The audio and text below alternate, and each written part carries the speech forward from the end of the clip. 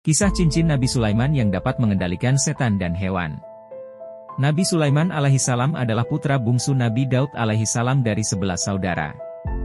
Nabi Sulaiman dianugerahi keistimewaan memahami bahasa hewan dan bisa berinteraksi dengan mereka. Selain itu, Nabi Sulaiman juga diamanahkan kekuasaan, kerajaan, yang amat besar dan megah. Beliau diutus Allah kepada Bani Israel.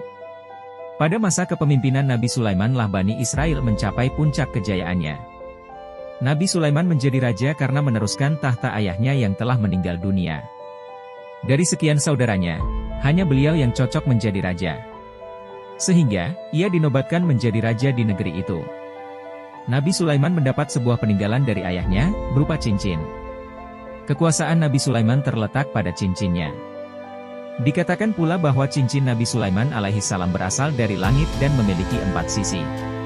Pada sisi pertama tertulis, La ilaha illallah wahdahu la syarika lahu Muhammadun abduhu wa rasuluhu, yang artinya, tidak ada Tuhan selain Allah, tidak ada sekutu baginya. Muhammad adalah hamba dan rasulnya. Pada sisi kedua tertulis, Allahumma malikal mulki tutil mulka mentasya, wa tanziwel mulka mentasya, wa tu'izu mentasya, wa tudzilu mentasya.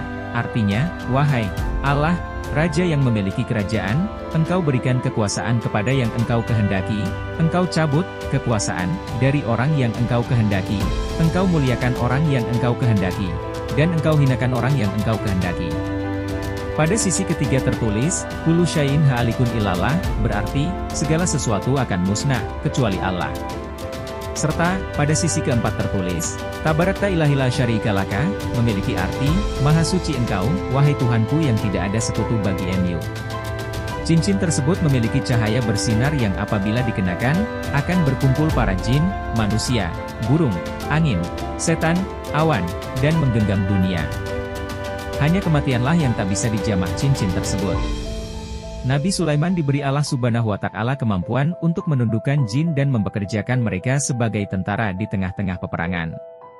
Bahkan ia mampu menjadikan mereka sebagai pekerja-pekerja kasar di kerajaannya saat tidak ada peperangan. Ketika ada pasukan lain yang mencoba melawan pasukan Nabi Sulaiman, maka mustahil mereka akan merasakan kemenangan. Pada suatu hari, Nabi Sulaiman ingin berwudu, ia pun menyerahkan cincin itu kepada Aminah, salah seorang budak perempuannya. Saat itu, seorang jin bernama Sor mendahului Nabi Sulaiman masuk ke tempat wudu dan bersembunyi di balik pintu. Ketika Nabi Sulaiman memasuki tempat wudu, jin itu keluar dari dalam tempat wudu dengan menyerupai wajah Nabi Sulaiman sambil mengibas-kibas jenggotnya. Setelah keluar dan bertemu Aminah, Sor berkata, "Di mana cincinku, Aminah?" Ia pun tak mempunyai kecurigaan apa-apa dan yakin bahwa itu adalah Nabi Sulaiman. Sehingga, ia menyerahkan cincin itu kepada Sor. Setelah mendapatkan cincin yang penuh dengan keajaiban itu, Sor duduk di singgasana Sulaiman. Beberapa golongan burung, jin, dan setan pun tunduk kepadanya. Mereka menyangka bahwa Sor adalah Nabi Sulaiman. Setelah itu, Nabi Sulaiman yang berada di tempat wudhu keluar dan mengatakan kepada Aminah, "Cincinku."